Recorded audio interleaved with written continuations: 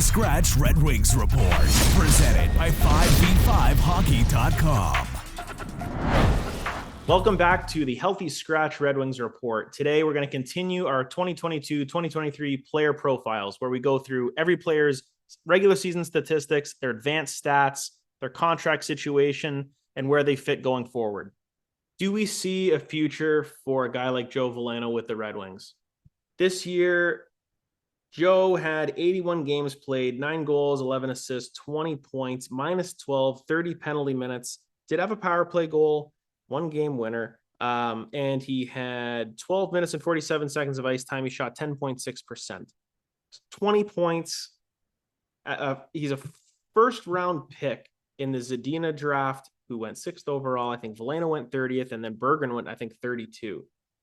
We talked in Jonathan Berggren's video about how I really thought that those three have flipped, where Berggren is kind of the number 1 guy, Veleno kind of a very distant second, and maybe Zadina just nipping at his heels at number 3.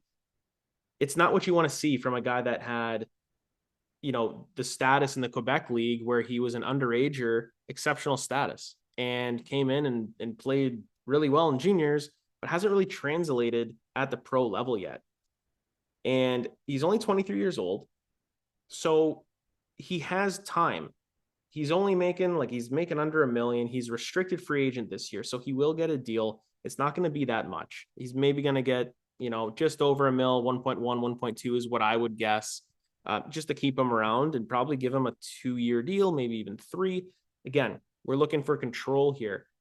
Yzerman's going to try and do this so that the next time that he pops up as a free agent, he'll still be restricted, maybe arbitration rights, but it's a bet on yourself. You want Joe Veleno to absolutely rock the house and get more than 20 points a year. Now, part of this is going to come with opportunity.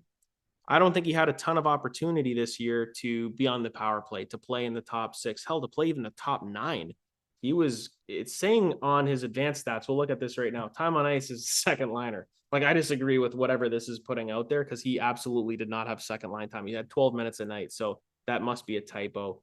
31st percent in wins above replacement. So again, that might be a little skewed because it's saying he's a second liner, but even strength offense, just pitiful. I mean, didn't really do that much out there offensively, especially at even strength. Even strength defense is pretty good, above average.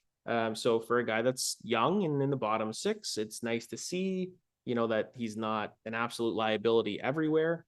So he didn't really get power play time. He didn't really get a lot of penalty killing time, which is interesting. And I think maybe he should.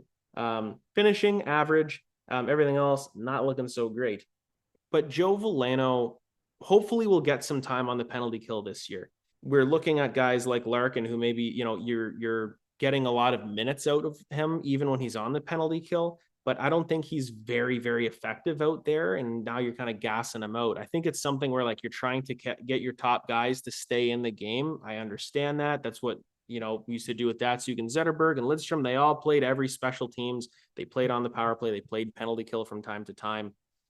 Joe Veleno is going to have to prove that he isn't just a 4th line guy, because you can find those anywhere.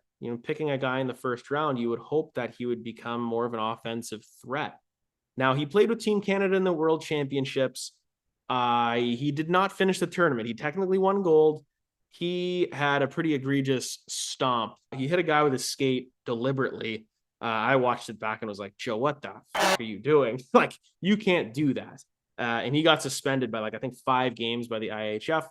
The question would be, does that go to the NHL? No, it's completely different. If he ever played internationally again, he would still be suspended. For the NHL, there's nothing to do with that. So he'll be on the opening night roster, bearing he makes the team, because I think there's going to be a lot of competition with guys like Elmer Soderblom, with guys like Carter Mazur, with Marco Kasper coming up, and pending free agents that they might sign, trades to be made. There might not be room for Joe Veleno. He might be a trade chip to bring somebody in.